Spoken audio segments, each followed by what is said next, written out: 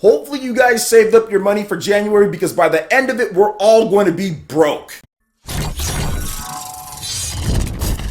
Yo, what's good everyone? OJ over here from PlayerEssence and welcome back to another video. Today, we're going to be going over my picks for January games, and there are a lot of games to go over, guys. So let's go ahead and get right into it. And we're starting off with an RPG classic from about 10 years ago, and that is Tales of Vesperia Definitive Edition for the Nintendo Switch, PlayStation 4, Xbox One, and also PC. I'll be picking it up on the Nintendo Switch because you guys know how much I love my portable RPGs. But what's new about this game? What are they bringing to the table that's different from before? Well, you have a bunch of bonus content that wasn't in the original Xbox 360 release. This way, you're gonna get a lot more people actually being able to play this content because unless you wanted to import it from Japan, that was the only way you get some of these extra bonus characters that are included in this version of the game. What else is new here? There's also 1080p resolution across all the different platforms and smooth 60 frames per second gameplay as well. Plus, they have some new remixed songs in there too. So this game, like I stated, was originally an Xbox 360 exclusive, and back then Microsoft was really trying to get their feet in Japan, and they were out there buying all sorts of exclusives, timed exclusives, and this was one of them. So this way with Tales of Vesperia Definitive Edition, this gives the series a chance to go fully multi-platform, which it hasn't really done at all from what I can remember. There's always weird exclusives here and there. I don't remember the last time there was a Tales game that was fully multi-platform on all the different systems at the same time. I think this is the first one, and I know the developer said that they wanted to move into that. So you're getting that here with Tales of Vesperia, but you're also getting some of the best combat that I've seen in an action RPG. Tales of Vesperia, it reminds me of like a more modern age of like Secret of Mana or a game like that, to where you can really just kind of go in, learn a bunch of different skills, team up with your friends as well with local multiplayer, control different abilities and types, all sorts of magic, tons of different areas to explore, and a great story to boot. You cannot go wrong with Tales of Vesperia Definitive Edition. If you love JRPGs and action games, it's one of the best blends that I have played, coming out January 11th. All right, now moving on to the next title here. I don't really think it needs any type of introduction, and that is New Super Mario Bros. U Deluxe. This game is a remaster of the original game that came out on the Wii U, and just like Tales of Vesperia Definitive Edition, it's also coming out on January 11th. So yeah, $120 plus right there when it comes to the games. But what have they added in new from the original release all those years ago on the Wii U? Well, one, you have the Toadettes, which kind of took the internet by storm with the whole Bowsette type of thing. But yeah, remember guys, that's not canon, so don't worry about it. So you have the Toadette, and that really helps out younger players as well. You also have Nabbit, which was in the game. He's back too. But here is the best thing about this and why it provides such a great value. You actually get the new Super Luigi U levels packed in with the original levels as well, which combines to have well over 170 courses in the game. You're just going to have a ton of different content. And there's local multiplayer in there, just so you can team up with your friends. No online multiplayer, but the local multiplayer can get pretty crazy and fun if you've got an extra Joy-Con or two around, or you can use the Pro Controllers, whatever combination that you want to have. But New Super Mario Bros. U Deluxe, I think what it does best, in my opinion, the controls in the game are always spot on. It's classic Mario, and I think that this game is a lot better than what people give it credit for, and I honestly feel that this game is going to do a lot better than people are thinking when it comes to it. This is classic 2D Mario that we haven't had on the Nintendo Switch yet, outside of the classic games, outside of a classic game or something like that. So to have the first kind of the new age 2D Mario games on the Nintendo Switch, this is going to be pretty big, especially with families looking to have some fun on the Switch. When it comes to the tech specs of the game and all that, they did do a little bit of a bump. They went from 720p resolution to 1080p resolution. The game already ran it at a silky smooth 60 frames per second, so you're going to get that as well. But they did remove the 5-player mode from the Wii U version of the game, which I guess that had to be because the Wii U had the gamepad, and that's how you got the 5-player version of the game. So it is 4 players,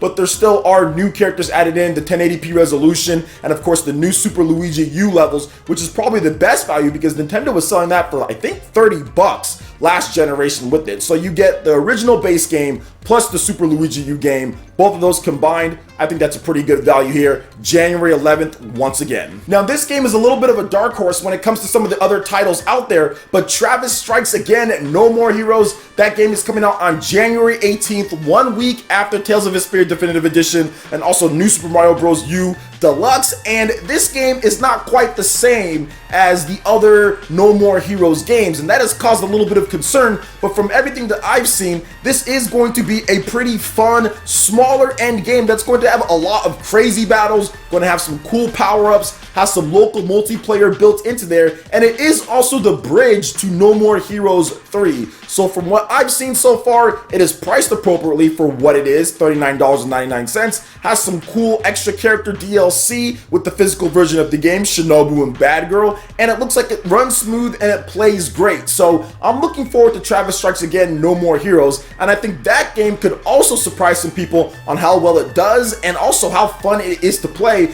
Based on all the previews and stuff that we've seen so far, it's looking pretty good. So once again, January 18th, on the Nintendo Switch, that is an exclusive. And of course, with what Suda had to say, this is kind of the bridge to No More Heroes 3, so this game does have to do well in order for us to get that. So I'm going to be buying the game. What do you guys think of it? All right, and moving on to the next game here, we've got Resident Evil 2, and guys, this is a no-brainer for anybody who is a Resident Evil fan. We are going back to the real Resident Evil. I'm sorry, Resident Evil 7 fans. I don't really consider that as the real Resident Evil, although it's Resident Evil 7. That is a different style of game to me, not necessarily what I'm looking for. This is the classic Resident Evil infused with the new age of the mid-2000s Resident Evil 4. You have that smooth behind the back camera view. You have some of the best graphics that I have ever seen for a PlayStation 4 or Xbox One game, heck, for a PC game too as well.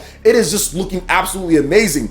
Not only that, guys, this isn't really a remake. Even though they called it a remake, this is more of just like a complete reimagining. This is Resident Evil 2. This is the new age when it comes to what this game is going to be. They're adding in a ton of different scenarios and campaign quests and things that you can do. It's pretty much not the same game anymore. It's something completely different. So if you've already played Resident Evil 2 back in the day, you're not going to get the same rodeo here with this one here, guys. This one is completely different in terms of the gameplay and content and what you can do and length. There's a lot more added in, and of course you have the separate campaigns as well. And this is the reason why it took them quite a bit of time in order to get this game ready to go, but it is that classic third-person shooter horror type of game. This is exactly what people have been wanting from Resident Evil after the kind of flop of Resident Evil 6. So I'm really happy that Resident Evil 2 coming out January 25th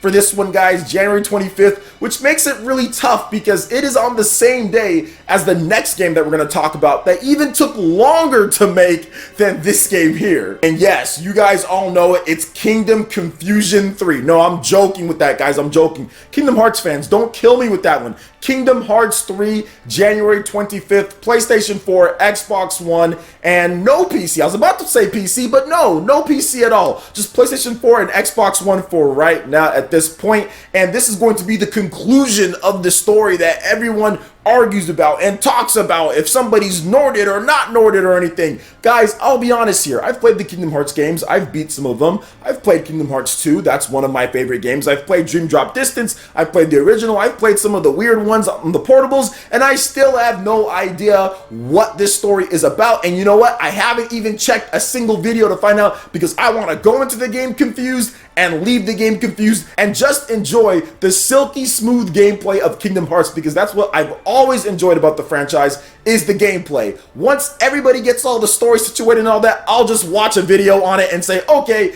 that was the whole story there. I'm not going to rate the game worse or anything like that because I don't understand the story. I just don't care to understand the story at this point and just want to enjoy the game for what it is, which is a great playing game. I think that gets lost in all the story talk when it comes to Kingdom Hearts. Yes, that's very important, and I know it is, but man, the gameplay's pretty good in Kingdom Hearts 2, so that's what I'm focusing on when it comes to it. So Kingdom Hearts 3, once again, January 25th, PlayStation 4 and the Xbox One should be a lot of fun, and that's going to be difficult with those two games, Resident Evil and also Kingdom Hearts, on the same day there. So once again, save your money. But we do have one more game to go over. Last but definitely not least, we have Dragon Marked for Death, which is the only real independent game on the list here. Yes, Travis Strikes Again, No More Heroes is self-published, but Nintendo is backing that one as well. So Dragon Marked for Death is an action RPG that's been delayed, which seems like forever. I remember hearing about this game at an indie event for Nintendo back around when the Nintendo Switch